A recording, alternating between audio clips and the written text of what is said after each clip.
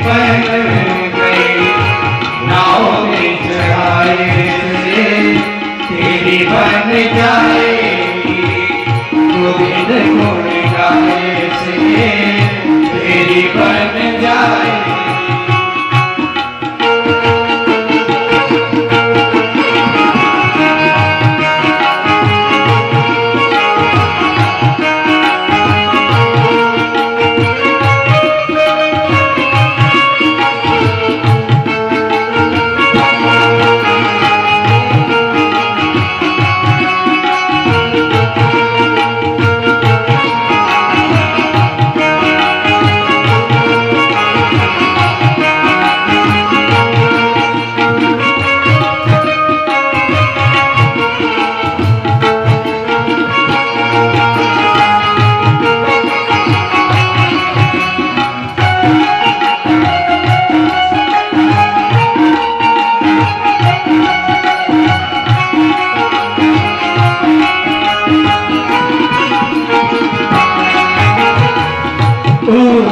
की बन गई, भीष्म जी की बन गई, उद्धव की बन गई, भीष्म की बन गई, उद्धव की बन गई, भीष्म की बन गई, उद्धव की बन गई, भीष्म की बन गई, अर्जुन की बन गई, गीता ज्ञान पाए से अर्जुन की बन गई, गीता ज्ञान पाए से तेरी बन जाएगी, गोविंद गुण गाए से तेरी बन जाएगी।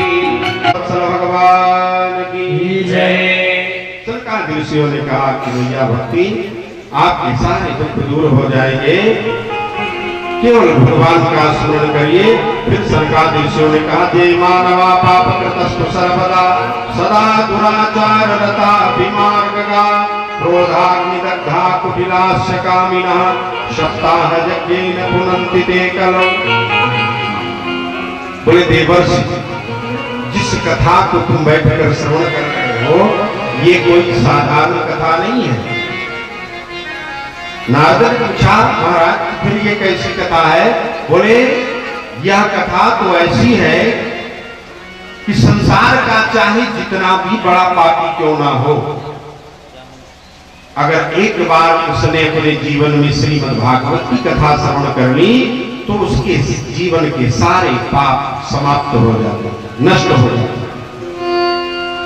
अच्छा महाराज तो बताइए किन किन पापियों ने इस भागवत की कथा को श्रवण किया और उनका उद्धार हुआ? तो कहा जो दुराचारी हैं, उल्टे मार्ग पर चलने वाले हैं, क्रोधी हैं, कामी हैं, कुटिल हैं, ऐसे व्यक्ति जो 7 दिन तक बैठकर श्रीमद् भागवत की कथा सुन लेते हैं उनके जीवन के सारे पाप नष्ट हो जाते हैं। बोले महाराज इतना ही नहीं, पंचोग्र पापा छल पद्मकारिणा क्रूरा पिशाचा इव निर्दया सजे ब्रह्मस्फुटाभ्यभिचारकारिणः सप्ताह यज्ञेन पुनन्ति ते कलौ। कुछ 5 प्रकार के महापाप करने वाले जो प्राणी हैं संसार में, दुनिया में पाप तो बहुत है लेकिन 5 पाप ऐसे हैं जिनकी गणना महापाप में की गई है। जिसमें नंबर 1 पहला महापाप क्या? बोले जो मदिरापान करता है। मदिरापान, ब्रह्महत्या, सुवर्ण की चोरी, दुर स्त्री गमन और विश्वासघात, ये 5 प्रकार के महापाप हैं। बोले ऐसे ही महापापी 7 दिन बैठकर श्रीमद् भागवत की कथा सुन ले तो 7 दिन में उनकी भी मुक्ति हो जाती है। सरकारी ऋषियों ने कहा महाराज क्या बतावें, ऐसे भी पापी करे हैं जिसने जीवन में पाप ही पाप किया और मृत्यु के बाद प्रेत हो गया उसकी भी मुक्ति 7 दिन तक उसने कथा सुनी तो वह भी जीवन मुक्त हो गए। नारद बाबा ने कहा तो महाराज कृपा करके ये कथा मुझे सुनाइए। शनकादि ऋषि कहते हैं अत्र ते कीर्तयिष्यामि इतिहास पुरातनम् यस्य श्रवण मात्रेण पापहानि प्रजायते। बोले नारद अब हम तुम्हें उस विषय में प्राचीन इतिहास सुनाने जा रहे हैं, उसके सुनने से सब पाप नष्ट हो जाता है। चाहे कितना पाप जीवन में क्यों ना हो, सारे पाप नष्ट हो जाते। अच्छा महाराज तो कृपा करके ऐसी कथा, ऐसा इतिहास मुझको सुनाइए। कहा सुनो, तुंगभद्रा नाम की एक नदी और जिस नदी के तट पर एक गांव और जिस गांव में एक आत्मदेव नाम के ब्राह्मण रहते। आत्मदेव पुरे तस्मिन् सर्ववेद विशारदा, सभी वेद के जानने वाले आत्मदेव ब्राह्मण उस गांव में रहते। अच्छा ब्राह्मण देवता है कैसे? तो ब्राह्मण देवता बड़े दिव्य थे। श्रौतस्मार्ते सुनिष्णातो द्वितीय इव भास्करा। श्रौत अस्मार्त दोनों कार्य में निपुण है। इतनी तपस्या किया है उन्होंने, इतना तप है, चेहरे पर इतना तेज है कि दूसरे सूर्य के समान वो दिखाई पड़ते हैं। इतना चेहरे पर तेज है।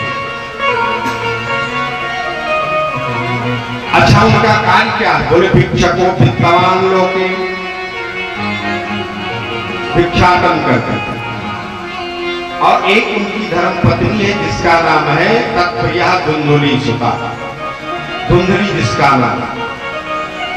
अब धुंधुली किस प्रकार से है? बोले महाराज आत्मदेव जी तो बहुत अच्छे हैं, लेकिन उनकी जो धर्म पत्नी है धुंधुली, वो इस तरह से है स्ववाक्य स्थापिका नित्यम सुंदरी कुशलोद्भवा। अपनी बात को सदैव सबसे ऊपर रखती है। चाहे जो बात आ जाए, घर में कोई बात हो, अगर पति देवता कोई बात कह देते हैं तो उनकी बात चाहे मिट भी जाए, अन्यथा हो जाए, लेकिन धुंधुली ने जो कह दिया वो कह दिया, उसकी बात सदैव ऊपर रहती है। स्ववाक्य स्थापिका नित्यम सुंदरी कुशलोद्भवा। बोले और से उसमें गुण है लोक वार्ता रता क्रूरा प्रायसो बहुजल्पिका, जो सदैव लोक वार्ता में अर्थात प्रपंच में लगी रहती है। प्रायसो बहुजल्पिका, और बहुत अधिक बोलती भी है, बड़बड़ इधर उधर किया करती है। ये सारे अवगुण दुर्गुण उसमें हैं, लेकिन गुण क्या है? बोले सुरात गृह कृत्येषु, घर के काम काज में बड़ी सूरवीर है। 1 घंटे का काम 15 मिनट में निपटा कर फिर बैठ जाती है और फिर पड़ोसियों के यहाँ जाकर के और दुनिया का प्रपंच किया करती है। बोले इस तरह से आत्मदेव जी उस धुंधुली के साथ रहते हैं, और साथ रहते रहते जब कुछ दिन बीता तो एक बार आत्मदेव जी को बड़ी ग्लानि हुई। क्यों? क्योंकि आत्मदेव जी के पास धन की कोई कमी नहीं थी, अकूत संपत्ति थी, खूब धन है, और धन इतना है कि क्या करें, सब कुछ परमात्मा ने दिया, लेकिन एक चीज की कमी, एक वस्तु की कमी है। क्या नहीं है? बोले आत्मदेव जी के पास, आत्मदेव जी के घर ना कोई पुत्र है ना पुत्री है, ना पुत्रो ना पिवा पुत्री ततश्चिंता तुरो भ्रसम। और धन आपके पास चाहे जितना हो, करोड़ों की संपत्ति हो, अरबों रुपए हो, लेकिन आपके घर में उस संपत्ति का उपभोग करने वाला कोई व्यक्ति ना हो तो वो संपत्ति किस काम? भाई आप जब तक है उसका उपभोग करेंगे, आपके ना रहने के बाद उस संपत्ति का कौन उपभोग करेगा? आत्मदेव जी उसी में दुखी रहा करते, ना कोई पुत्र है ना कोई पुत्री है। बहुत दिन बीत गया। एक बार आत्मदेव जी ने सोचा कि ऐसे जीवन से मर जाना अच्छा, चलो आज चल करके मर ही जाता। घर से निकल ली, किसी सुंदरी से बताया नहीं, घर से निकल कर चल दी। चलते चलते पहुंच गए कहाँ? एक घने जंगल में पहुंचे। दोपहर का समय था, उनको प्यास लगी है। वहीं एक सरोवर देखा, सरोवर के पास गए, शीतल जल था, जल पिया, वट वृक्ष लगा था, बैठ गए। थकान के कारण थोड़ी सी निद्रा आ गई। जैसे आंख झपकी, आंख लगी, एकाएक आंख खुली, देखा क्या? एक महात्मा जी, यति महात्मा जी आए। उन्होंने भी जल पिया। जल पीने के बाद वट वृक्ष के पास आए और जैसे महात्मा जी को देखा आत्मदेव जी, वो जोर जोर से रोने लगे। पीत्वा जलम निखैनासु प्रजा दुखे न कर्षिता मुहूर्तादपि सन्यासी मुहूर्तादपि तत्रैव सन्यासी कश्चिदागता। महात्मा जी कहीं से आए और जैसे महात्मा जी को आत्मदेव जी ने देखा, जोर जोर से रोने लगे, जोरों से रोना आरंभ किया। अब तो महात्मा जी ने कहा, अरे ये ब्राह्मण देवता अभी तो चुपचाप बैठे थे, जैसे मैं आया मुझे देखकर ये तुरंत रोने लगे, क्या बात है? महात्मा जी ने पूछ लिया, भैया अभी तो आप बड़े आनंद से बैठे थे, निद्रा भी आपको आ गई थी, आप बड़े आनंद से अभी तक बैठे थे, लेकिन क्या बात हुई? जब मैं यहाँ आया तुम मुझे देख करके रोने लगे हो, क्या बात है? मुझे देखकर तो कोई कष्ट नहीं हुआ। आत्मदेव जी नहीं बोले। महात्मा जी पूछते हैं, विप्र क्यों रोते हो? कथम रोदसी विप्रत्वम। ए विप्र देवता, क्यों रोते हो? क्या कारण है? काते चिंता बलियसी, कौन ऐसी चिंता, बलवान चिंता है तुम्हारे अंदर? बदत्वम सत्वरम महिजम स्वस्व दुख से कारण, अपने दुख का कारण तुम मुझसे बताओ, क्यों मुझे देख करके तुम रोने लगे हो? ये इसका कारण बताओ। जब महात्मा जी ने पूछ लिया तो आत्मदेव जी ब्राह्मण देवता कहते हैं, महात्मा जी आपने पूछा है तो मैं बताऊंगा। अरे मैं क्या बताऊं, कितने दुख है मेरे पास उसकी गणना नहीं, एक दो दुख हो तो मैं बता दूं। यहाँ तो दुख का ढेर ही लगा है, पर्वत जैसा ढेर लगा है। यहाँ तो सैकड़ों दुख हैं, लेकिन आपने पूछा है तो मैं आपसे बताता हूँ। मदिया पूर्व जातो यम कपोषम को भुंजते, मैं जो दुखी हूँ अपने पूर्व जन्म में जो मैंने कुछ कर्म किए, उन्हीं कर्मों के फल स्वरूप इस जन्म में मैं किसी फल को भोग रहा हूँ।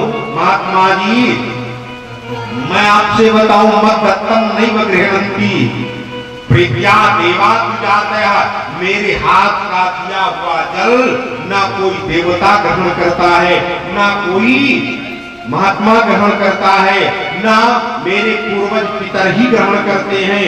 प्रजा दुखेद शून्यो हम प्राणांस्तम, प्रजा के पुत्र के प्रजा के दुख से दुखी होकर प्राण छोड़ने के लिए इस जंगल में आया हूँ। क्यों? क्योंकि मैंने सुना है कि जिसके जीवन में धिक जीवितम प्रजाहीनम, उस जीवन को धिक्कार है जिसके जीवन में कोई संतान नहीं है। अगर कोई संतान है तो उस जीवन को धिक्कार है। धिक जीवितम प्रजाहीनम धिक गृहम च प्रजा बिना, उस घर को धिक्कार है जिस घर में कोई प्रजा नहीं है। प्रजा अर्थात छोटे छोटे बच्चे नहीं है। धिक धन चानपत्य से कुलम संतति बिना, उस धन का को धिक्कार है, उस कुल को धिक्कार है जहाँ कोई संतान नहीं है। और तो और जाने दीजिए महात्मा जी, पालते जा मया धेनु सात बंध्या सर्वदा भवे, जिस गाय को लाकर मैं पाल लेता हूँ वह गाय हमेशा के लिए बंधत्व दोष को प्राप्त हो जाती है, अर्थात कभी बछड़े नहीं देती, दूध नहीं देती, वह भी बंध्या हो जाता। जो मया रोपितो वृक्ष सो भी बंधत्व माश्रय, अपने हाथ से जिस बछड़े जिस वृक्ष को मैं लगा देता हूँ वह वृक्ष भी कभी फल नहीं देता है।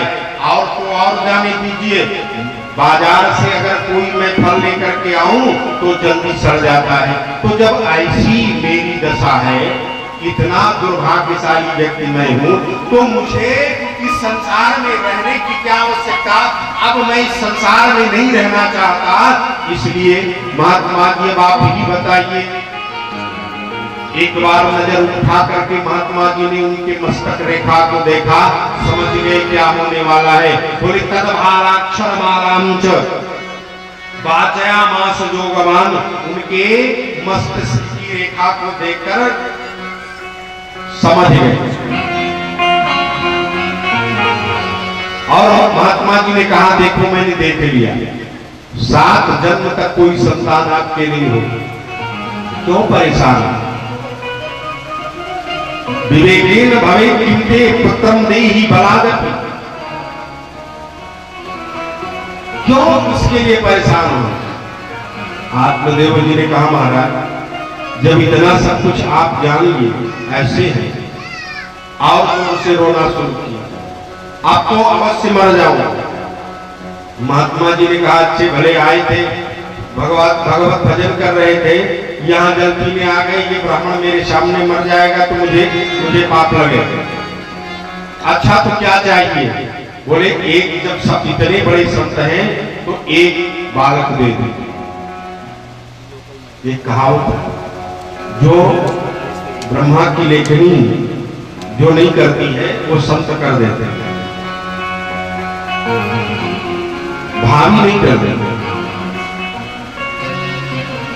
कालिदास जी कहते अवश्यम भावी भावानाम प्रतीकारो भवेत् यदि तदा दुःखैर न लिप्यन्ते नलराम युधिष्ठिरा।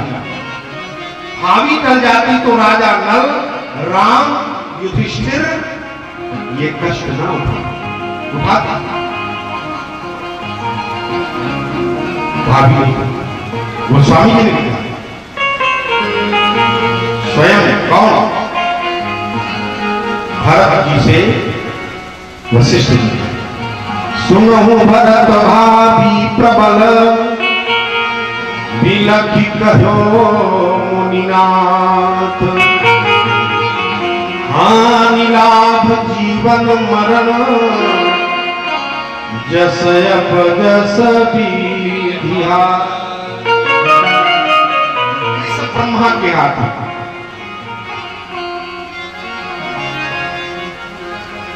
और पार्वती जी ने कहा था किससे?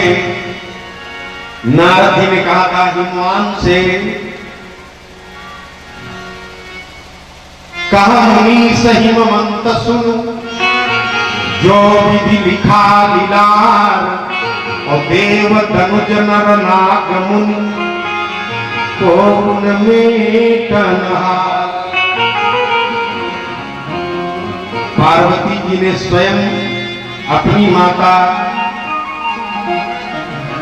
जिसे कहा था कि व्यर्थ मातो जनी हिले हो कलंका, व्यर्थ माते जनी हिले हो कलंका, व्यर्थ मातो जनी हिले हो कलंका, व्यर्थ माते जनी हिले हो कलंका, व्यर्थ मातो जनी हिले हो कलंका, व्यर्थ मातो जनी हिले हो कलंका, तुम सन मिटाई विधि के अंका, तुम सन मिटाई विधि के अंका, तुम सन मिटाई विधि के अंका, तुम सन मिटाई विधि के अंका, तुम सन मिटाई विधि के अंका। बोले तुम्हारे कहने से क्या ब्रह्मा की लेखनी टल जाएगी क्या? लेकिन घबराना नहीं, घबराना नहीं। मैं कहता हूं ब्रह्मा की लेखनी टलती है, और मैं ही नहीं कहता, आपके शास्त्र का ही कथन है। शास्त्र का मतलब जानते किसको कहते हैं? शास्त्र। शास्त्र शब्द की व्याख्या जानते हो? शास्त्र किसको कहते हैं? शास्त्र क्या? सब कहते हैं शास्त्र में लिखा, शास्त्र में लिखा। शास्त्र किसको कहते हैं? शास्त्र कहते शास्त्रा वचनम इति शास्त्रम। शास्त्रा कहते हैं भगवान को। भगवान की जो वाणी है, शास्त्रा वचनम इति शास्त्रम, भगवान की जो वाणी है वो उसी को शास्त्र कहते हैं। तो ये शास्त्र कहते हैं, शास्त्र नहीं। ये तो कहते ही हैं, रामचरितमानस पढ़े हो कभी? पारायण किया है? रामचरितमानस में गोस्वामी जी ने लिखा है, स्वयं कहते हैं, कौन? गोस्वामी जी कहते हैं, मंत्र महामणि विषय प्याले के, मंत्र महामणि विषय प्याले के, मेटत कठिन वंक भाल के, मेटत कठिन वंक भाल के, मेटत कठिन वंक भाल के, मेटत कठिन वंक भाल के। महामंत्र है, मंत्र महामणि विषय प्याल के, मेटत कठिन वंक भाल के। अच्छा भाई, महामंत्र है कौन सा? तो गोस्वामी जी ने ही बताया, हे महामंत्र यही जपत महेशो, महामंत्र यही जपत महेशो, महामंत्र यही जपत महेशो, महामंत्र यही जपत महेशो, काशी मुकुट हेतोपदेशो, काशी मुक्ति हेतुपदेशो, काशी मुकुट हेतुपदेशो, काशी मुक्ति हेतुपदेशो। वही महामंत्र है जिस महामंत्र के बल पर बड़े बड़े संत, बड़े बड़े महात्मा भाग की रेखा को टाल देते हैं। इसलिए तदभालाक्षर मालांच वाचयामास जोगवान। समय अधिक हो जाएगा, इसलिए थोड़े में कथा कहनी है। तो महात्मा जी ने क्या किया? कहा ठीक है, जब तुम ऐसा कर रहे हो तो जाओ, मैं तुम्हें पुत्र देता हूँ। एक फल निकाला, फल निकाल करके मंत्र से अभिमंत्रित किया और अभिमंत्रित करके आत्मदेव जी को दे दिया। आत्मदेव जी को दिया, आत्मदेव जी इसको ले जाओ, ले जा करके अपनी पत्नी को खिलाओ और इसको खाने से तुम्हारे घर दिव्य पुत्र का जन्म होगा। बोले इदम भक्षय पत्न्या तुम ततः पुत्रोति निर्मला। बड़ा सुंदर पुत्र आपके घर होगा अगर इस फल को आपकी पत्नी खा लेती है। हाँ, एक चीज है। बोले क्या? कहा एक क्रिया करनी होगी। बोले महात्मा जी बताओ। कहा इस फल को खाने के बाद वर्षावधि स्त्रिया जाता तेन पुत्रोति निर्मला सत्यम शौचम दयादानम एक भक्तम तु भोजन। बोले इतनी चीजें करनी पड़ेगी। महात्मा जी ने कहा कि इतनी चीजें करनी होगी। आत्मदेव जी ने कहा क्या क्या करना पड़ेगा? महात्मा जी ने कहा देखो, मुझको जब तुम्हारी स्त्री इस फल को खा ले तो 1 वर्ष तक उसे सत्य भाषण करना होगा, झूठ नहीं बोलना होगा। फिर बोले पवित्र रहना होगा। का और का दया करनी होगी। बोले और क्या करना होगा? का दान करना होगा। बोले इस प्रकार से। और फिर क्या करना होगा? का 24 घंटे में 1 बार भोजन करना होगा। इस तरह से 1 वर्ष तक अगर तुम्हारी धर्म पत्नी इस क्रिया को करेंगी तो तुम्हारे घर बड़े सुंदर बालक का जन्म होगा। अच्छा ठीक है, महात्मा जी जाकर के बताऊंगा और कहूंगा कि 1 वर्ष तक ऐसा करती रहे। आप उस फल को ले आए। महात्मा महात्मा जी को प्रणाम किया, प्रणाम करके वहां से चले, फल लेकर के आए, अपने स्त्री के हाथ में, धुंधली के हाथ में रख दिया। देवी बोले क्या है? कहा आज एक महात्मा जी मिले, इतने दिनों से हमारे यहाँ कोई बालक नहीं था, तो मेरी इच्छा, मेरी अभिलाषा पूर्ण हो गई। क्या हुआ महाराज? बोले महात्मा जी मिले थे, उन्होंने इस फल को दिया और कहा अगर तुम्हारी स्त्री इसको खा लेगी तो सुंदर बालक होगा। बोले तो क्या हर्ज है, खा लूंगी। आत्मदेव जी ने कहा खा तो लेना है, लेकिन उसके साथ कुछ नियम भी बताए हैं। कुंडली ने पूछा कौन सा नियम बताया? बोले नियम यह है कि इस फल को खाने के बाद 1 वर्ष तक तुम्हें सत्य बोलना होगा, दूसरी बात पवित्र रहना होगा, तीसरी बात दया करनी होगी, चौथी बात दान करना होगा, पांचवी बात 24 घंटे में 1 बार भोजन करना होगा। ऐसा करोगी तो हमारे घर भी बालक होगा। फल दे दिया, नियम भी बता दिया। आत्मदेव जी तो चले गए। अब तो धुंधली बेचारी इस फल को लेकर के बैठी सोचने लगी, पहली बात तो इस फल को खाऊं, फल को खाती हूं तो क्या होता है? बोले फल भक्षेण गर्भस्यात् गर्भेणोदर वृद्धिता। अगर फल खाऊंगी गर्भ रहेगा, गर्भ होगा तो पेट बढ़ जाएगा, गर्भेणोदर वृद्धिता, उदर बढ़ जाएगा। अच्छा उदर बढ़ गया तो क्या होगी, क्या होगा? बोले वो तो बात जाने दीजिए, लेकिन कहा 24 घंटे में 1 बार भोजन करना है, तो स्वल्प भक्षम, थोड़ा खाऊंगी तो स्वल्प भक्षम ततो शक्तिर गृहकार्यम कथम भवे। थोड़ा खाऊंगी शरीर दुबला पतला हो जाएगा तो घर का काम कैसे हो पाएगा?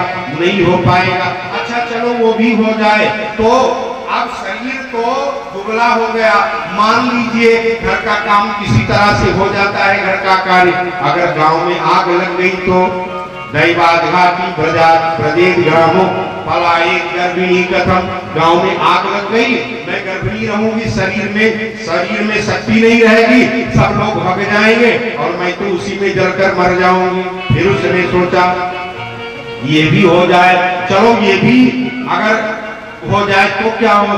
अच्छा ऐसा हो जाए, कहीं ऐसा ना हो जाए कि सुकवन निवसे गर्भस्तम कुक्षे कथम उत्सर्जे। मैंने सुना है कि सुखदेव जी 12 वर्ष तक अपनी माता के गर्भ में रहे, मेरा यह बालक भी कहीं 12 वर्ष तक मेरे गर्भ में ठहर जाएगा तो मैं क्या करूंगी? फिर चेता गतो गर्भस तथा में मरणम भवे। अच्छा बच्चा कहीं टेढ़ा मेढ़ा हो गया तब तो मेरा मरण भी हो जाना है, ये भी चलो। फिर उसने सोचा प्रसूतो दारुणो दुखम सुकुमारी कथम सहे। प्रसव क्रिया के समय मैंने सुना है 49 पवन एक साथ चलते हैं, दारुण दुख होता है, तो मैं तो सुकुमारी हूं, कैसे सहन कर पाऊंगा? प्रसव क्रिया के समय 49 प्रकार की वायु चलती है, इतना कष्ट ये माताएं सहती है। ये मैं नहीं कहता, वो स्वामी जी ने विनय पत्रिका में लिखे, विनय पत्रिका में वो स्वामी जी ने लिखा है कि पेरो सुपवन प्रचंड मारुत कष्ट नाना तैसे हो, और पुण्य ज्ञान ध्यान विराग अनुभव यातना पावक दहो। आएगा समय तो मैं आपको बताऊंगा, गर्भस्थ अवश्य बताऊंगा, क्योंकि कर्दम और देवहूति जी के प्रसंग में, कपिल और देवहूति के प्रसंग में गर्भस्थ जीव की क्या दशा होती है इसका वर्णन कपिल जी ने अपनी माता के समक्ष किया है, मैं भी आपको बताऊंगा। तो अब इस तरह से क्या हो जाए कुछ पता ही नहीं। फिर उसने सोचा कि कभी सत्य बोलती नहीं, हमेशा झूठ बोलने वाली, 2-3 दिन में कहीं 1 बार स्नान कर लेती हूँ, दिन भर में 4 बार भोजन करती हूँ, ये सब मेरे द्वारा नहीं हो पाए। एवं कुतर्क योगेन तत्फलम नैव भक्षितम। ऐसा कुतर्क सोच करके उसने फल नहीं खाया। शाम को आत्मदेव जी आए, पूछा देवी फल खा लिया? झूठ बोल दिया, हाँ महाराज ये तो मैंने खा लिया। कह तो दिया, फल नहीं खाया। अब 2 दिन बीते, बेचारी वो डरी, क्या होगा अब मैं क्या करूं? चुपचाप बैठी रही। एक दिन उसकी जो बहन थी वो कहीं से हटते आ गई, उसने अपने बहन को देखा, पूछा बहन आजकल तुम इतना उदास रहती हो। तो उसने सारी बात बताई। बहन क्या बताऊं, पति देवता एक फल लेकर के आए थे, उसको खाने में इतना इतना कष्ट था, सो मैंने नहीं खाया। और वो आए पूछे तो मैंने उनको बता दिया कि हाँ मैंने फल खा लिया। आप बताओ मैं क्या करूं। उसने कहा बस इतनी ही चिंता है। बोले हाँ। कहा तो ये चिंता छोड़ दो। कैसे? बोले मुझे काम, मुझे 2 महीने का गर्भ है, मेरे आपके घर बालक नहीं, मेरे घर धन नहीं।